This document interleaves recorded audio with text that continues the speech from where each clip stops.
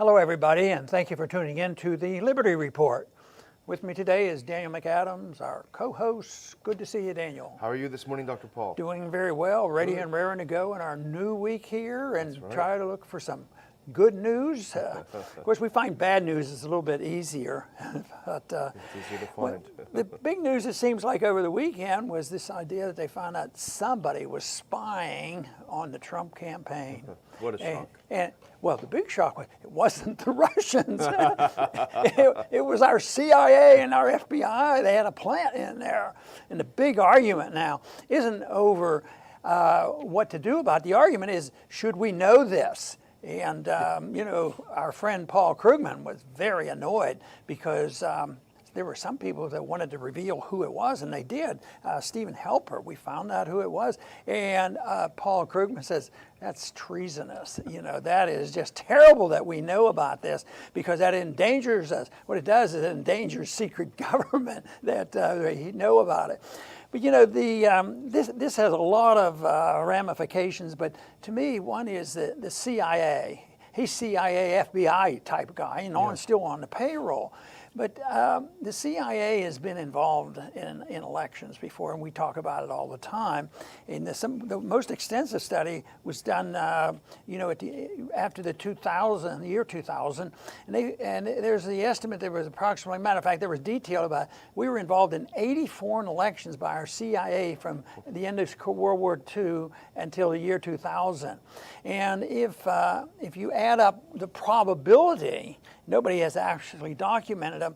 There has to be nearly 100 times that we have been involved. And just think of the hysteria of the non-event of the Russians running our elections. It was all based on lies and innuendos, and there was more collusion with the Democrats and the Russians and all this. But there was all these accusations, of collusion. Now we find out that there was somebody in the Trump campaign that was telling Clinton, because the establishment, the deep state, was obviously rooting for Clinton. But wouldn't you think that with this declaration of what was going on, it would make Trump ecstatic? During the campaign, he was even critical, of how the deep state controlled the FBI and the CIA, and he was getting the heat for criticizing our intelligence agency. And all of a sudden, he has the evidence. You'd think he'd be, wow, this is it. Look at what they've done to me. I don't think it's happened yet. Do you think he's going to get annoyed finally about what was going on and say, hey, this is outrageous? Well, if anything, he's empowered the deep state by putting Gina Haspel in there, a denizen of the deep state. But it's funny, you mentioned the 100 elections. That's probably an underestimate that the CIA is manipulating overseas.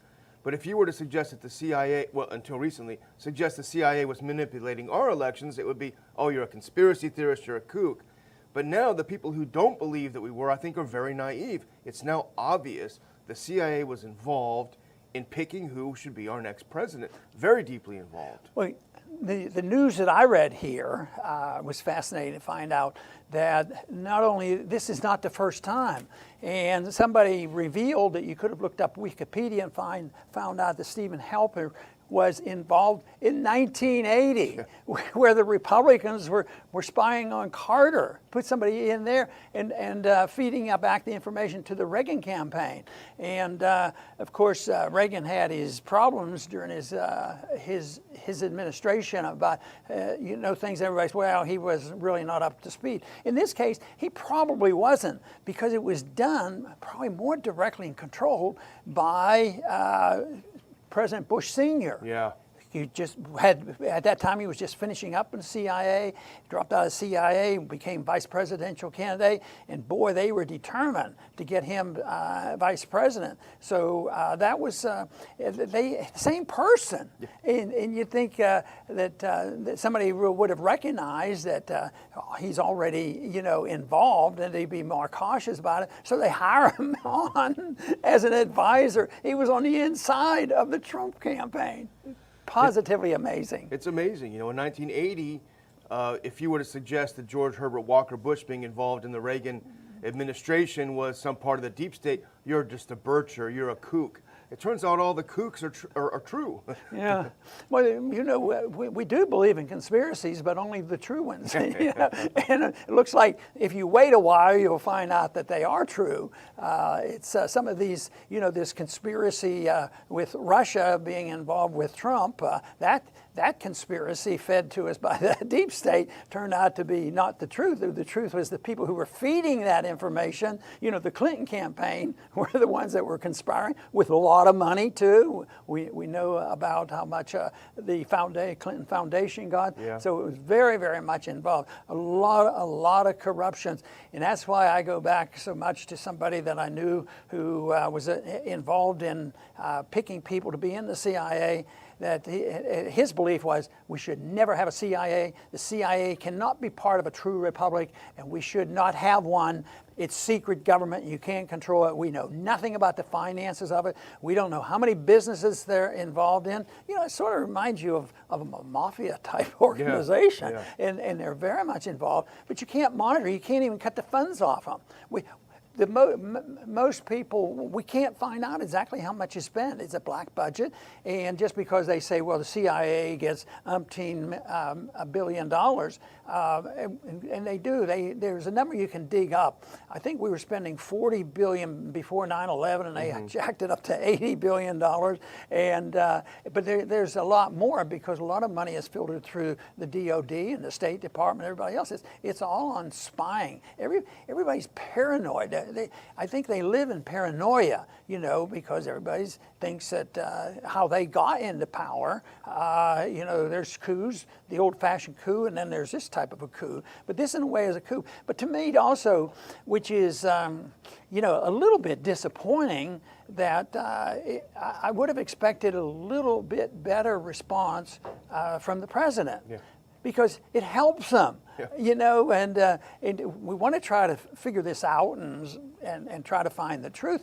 But why would he turn around and on the very day that it's announced on what's going on, he's ecstatically welcoming his new CIA director, the Queen of Torture. The Queen of Torture. You know, and I listened to his speech when he was getting ready to swear her in, and it was like she was the most ecstatic, wonderful person in the world history. The words were just so flowering. And here she's been involved in torture, and the evidence is pretty strong that she knew exactly what was going on. And she's been part of the machine for decades as well. But you know, as you point out, what this exposes is that the fact that the entire Russia collusion was a massive hoax perpetrated by the deep state to try to prevent Trump from being elected. But the other thing is the millions of dollars now of our tax dollars being spent, given to the Atlantic Council, giving to Hamilton 68, all these NGOs exposing Russia influence. It's going to keep flowing, even though the whole reason, just like the Mueller thing, it's a complete hoax. But I think, you know, Justin Raimondo at antiwar.com has a good column this morning, and if I could summarize what he wrote, I would just say that UK spooks colluded with Obama leftovers and the deep state to get Hillary elected, and then when she was not successful, they colluded to overthrow the Trump presidency. It's like, are we a banana republic? You know, I mean. Yeah, it does seem very strange, but I'm still a bit shocked that Trump doesn't say boo about it. Yeah. You know, here's something that would really help him. He's right on it, and you wonder why it is, where his real beliefs are, where his beliefs closer to when he was condemning the intelligence agencies, you know, and people would look at that and say, hey, look, this is good because we don't trust them anyway. And then we have proof that they do it. And so he promotes the individual is probably one of the worst people ever to run it. And your point about her experience, that's exactly the reason you don't want somebody in there, is they know how to find exactly what to do and where all the bad people exist. And where the bodies are buried. Yeah. But this collusion, I mean, it's astonishing. Michael Morell, he was the former acting CIA director under Obama. He said, Putin has recruited Trump as an unwitting agent of Russia. He's perpetrating this hoax. He knows it. Former Bush CIA and NSA Director Michael Hayden. Donald Trump really does sound a lot like Vladimir Putin. This is the CIA perpetrating a coup against American democracy. I think this makes, maybe I'm over-exaggerating, to me this makes Watergate look like a picnic.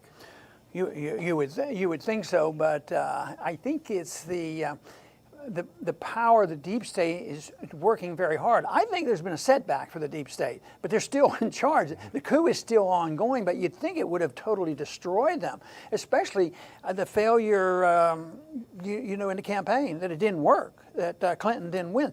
Everything was based on Clinton winning and then having no investigations and no problems. So that's been a major setback. But it just seems to march on. And when we finally get the individual in there that sort of, we were hoping that he understood the deep state and the swamp and he was going to clean it out, all of a sudden it looks like he's, what should I say today? Well, here's your speech. Read this speech about hospital. She's the greatest person in the world, and she's fine, she's friendly, and she has grandkids and wouldn't ever torture anybody. So this is such a, of course, it's a disappointment, but it shouldn't be a total surprise to us. It's so often we get our setbacks like this, but it doesn't seem to catch on. Most of the time, the fighting will remain, in spite of this information, the fighting will be Republicans against Democrats. Yeah. And yet, we know that it has nothing to do with it. You have the CIA, they were helping a Democrat. This whole mess started because the deep state was helping the Democrat, and now all of a sudden, because I think it is very bipartisan, the deep state. It's who takes the orders and what they do. But the question that comes up, and some of our viewers write in and say, well, sort of making an excuse. He's under a lot of threat. If he doesn't behave, what's going to happen? And I don't know how the day-to-day management goes with the deep state, because I don't see it as a monolith. I don't think there's the king of the deep state. But there's a message to be sent, and it looks like the king of the deep state usually has control of an apparatus like the CIA. Yeah. That is the one that is the hardest to evaluate and figure it out. That's why this should be good news in exposing how crass they are and how bad they are. But unfortunately, it'll probably go by, and who knows what the next episode will be. In a week from now, they won't be talking about this. All through the Trump campaign, you rightly pointed out, you rightly emphasized your concerns that he sounds authoritarian. He's an authoritarian personality. And you said that over and over, and you're absolutely right. But I think the big surprise is now how weak he is. This, as you say, this dropped into his lap. This is what happened to your campaign. This is what is happening to your presidency. If you were sincere about your foreign policy when you were campaigning, this is why you've not been able to pursue it. It's all a hoax. Here's a gift. Do something with it. I don't know what to do. Give me a speech. I got to say something nice. It's amazing. But I think he's an authoritarian, especially as we look back in his speeches, because people want a strong leader. Yeah. I think that's the case. I guess we can't expect most people to be more libertarian, assuming responsibility of themselves. They want strong leadership. They want somebody to take care of them when they're ill. They want to take care of them if they're hungry. They want to be taken care of if the foreigners are trying to invade us and they're going to attack us. So they create these problems. They create the economic problems. They create the foreign policy problems. But they want, the strong leader. The natural tendency of a libertarian is get out of our way. We can take care of ourselves, and there are voluntary ways to solve these problems rather than depending on dictatorial powers of a government. And that's a dilemma. So we have a Trump who fulfills the role. I'm a strong person, but then he comes up with what he considers probably more realistic. Now, I don't know if anybody knows exactly where he stands on protectionism and on tariffs. I think he probably is sincere in favoring them, but they're on again, off again. You know, put them on. Oh, maybe we, like yesterday, it was announced that we're taking a pause on the trade war. And the stock market goes up 380 points because there's a pause on it. So, but it's a fragile system, and I think this situation where you're not sure. Sometimes if you're sure, you know what's happening and you can anticipate it, is better than when they're every day it's back and forth and nobody knows what's to happen. And I think that's what we're experiencing right now. There's no firm understanding, mainly because they don't know what's going to happen to the economy. Because when we look at that deficit and what the 1 or 2% increase in interest rates mean, I mean, that is spending that nobody can control, and it's going to go up exponentially, and the spending is. How many people have been talking lately? Not a whole lot. We have to look around for a good article on the debt explosion. And now we're up to $1 trillion a year. There was a prediction I read today. It could be $2 trillion a year, not too far from now. So one of these days, that'll crack, and there will be more certainty. Then we'll be a little bit further away from on this type of conversation. And little tiny things can have big implications and consequences, like the fall of the Berlin Wall was not people chipping away. Small events happened before that. But the thing is, President Trump should have listened to us. You know, the whole issue of collusion with Russia, you had your people meet with the Russians. Instead of denying it, he should have said, you're darn right we did. I proposed a new foreign policy. We're going to get rid of these ridiculous, the Cold War's been over for, a quarter of a century. We're going to meet with the Russians and figure out how to have mutually beneficial relations. We're going to do it in the open. We're going to meet with these people. Right. But unfortunately, hemming and hawing and denying, it was a real disaster. Well, Halper is the kind of person, we have a face of the deep state, and this is it. Cambridge professor, his entire career colluding with the CIA. How many other professors are on the CIA payroll? How many journalists are on the CIA payroll? How many operatives are in there meddling with our elections, treating this as if we're some sort of Latin American dictatorship in the 1980s? We have got to wake up to the fact that our democracy, our republic is being undermined by people we have no ability to vote for or vote against. So that is why on this show, Dr. Paul, as you know, we do our best to expose it every day. This is something that I think is just unbelievable. Well, that's a very good statement, and I certainly agree with everything you've said. I think the one thing I'd like to point about the CIA in this type of an operation, what the FBI and others do when they infiltrate, they say, well, you have to be able to infiltrate for intelligence, and we're always looking for the bad guys. But the process I dislike the most about that is you get an infiltrator, you put a CIA agent in there, and sometimes it might be somebody just has a notion or may have a phone call or read something. They go in and they take advantage of somebody that might be a little bit weak mentally, and they'll entrap them, say, do this, and then they set it up, and all of a sudden they claim a major victory. I think that is wrong. I think it's morally wrong. It should be legally wrong to go ahead and have somebody from the government go in and entice somebody to break the law, and they themselves break the law.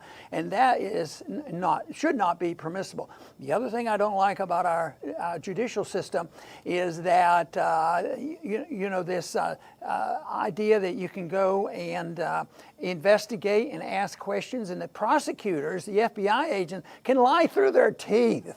And even in courts, why shouldn't they be under oath too? Wouldn't that be a novel thing if everything they said was recorded under oath? Because they're allowed to lie and intimidate and do all these things. And just think of going into this campaign, and their whole purpose was to try to entrap somebody. That's what they wanted to do in the Trump campaign. And even with all that effort and all that energy to do it, they evidently didn't come up with anything to really entrap somebody and say that, oh yeah, they were planning to blow up America and doing all these other things. And these problems are difficult to deal with, but I don't think they're that complex. I think if we just thought about personal liberty and the protections that were attempted to be given to us with our Constitution, we could go in the right direction. But basically, the problem is people wanting to assume responsibility for themselves. They don't want to do that. They want to be taken care of. They get scared for many, many reasons. So the role of a government in a system, most governments, matter of fact, especially in our government now, is to scare people to death. The Russians are coming. Saddam Hussein is coming. There's going to be this problem, this problem. Everybody will be out in the streets. They'll have no medical care unless we have total socialized medicine. They go on and on to intimidate and scare people.